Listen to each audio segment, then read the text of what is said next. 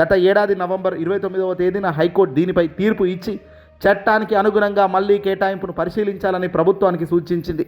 ఇంతలో ఆంధ్రజ్యోతి మరింత విలువైన భూమిని కోరింది.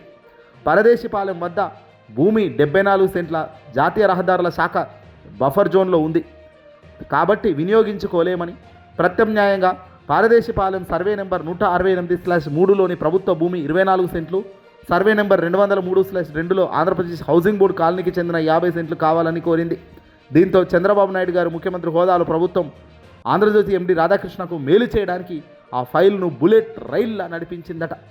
గతంలో రద్దు చేసిన భూమి కాకుండా మరింత విలువైన హౌసింగ్ బోర్డు భూమి ఇచ్చేందుకు అంగీకరిస్తూ వెంటనే సర్కార్ పెద్దల హౌసింగ్ బోర్డును కూడా ఒప్పించేశారు.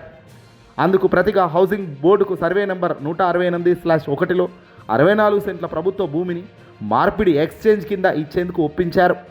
కోర్టు తీర్పు రావడానికి ముందే అక్టోబర్ 30వ తేదీన జరిగిన AP LMA Andhra Pradesh land management authority సమావేశంలో ఈ భూ మార్పిడి ప్రతిపాదనకు ఆమోదం కూడా లభించిందట.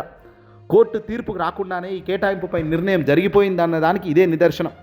ఇప్పుడు కోర్టు తీర్పునకు సాకుగా చూపి భూమి ఇచ్చేశారు. ఓ పక్క భూములకు సంబంధించి లక్షలాది సమస్యలు రెవెన్యూ కార్యాలయాల్లో పేరుకుపోయి ఉన్న పట్టించుకొని చంద్రబాబు నాయుడు తన మిత్రుడు, తన కోసం పనిచేస్తున్న ఎల్లో మీడియా అధినేతల్లో ఒక్కరైన రాధాకృష్ణకు మాత్రం కోట్ల రూపాయల విలువైన భూమిని రోజుల్లో వ్యవధిలోనే బుల్లెట్ రైల్లో వేగంగా ప్రయాణించే ఫైల్ లాగా దాన్ని ముందుకు నెట్టారంటే ఎంత వాళ్ళకు నచ్చిన పనులు చేసుకోవడానికి ఎంత కసిగా పనిచేస్తున్నారో అర్థం చేసుకోవచ్చు. ఇందుకేనా ప్రభుత్వం అధికార చేతిలో పెట్టింది మీకు? ఇందుకేనా అధికారం వాడుతున్నది? మేలుకోండి ప్రజలారా, ఏం జరుగుతుందో చూస్తుంటే నిజంగా ఆశ్చర్యం కలుగుతోంది.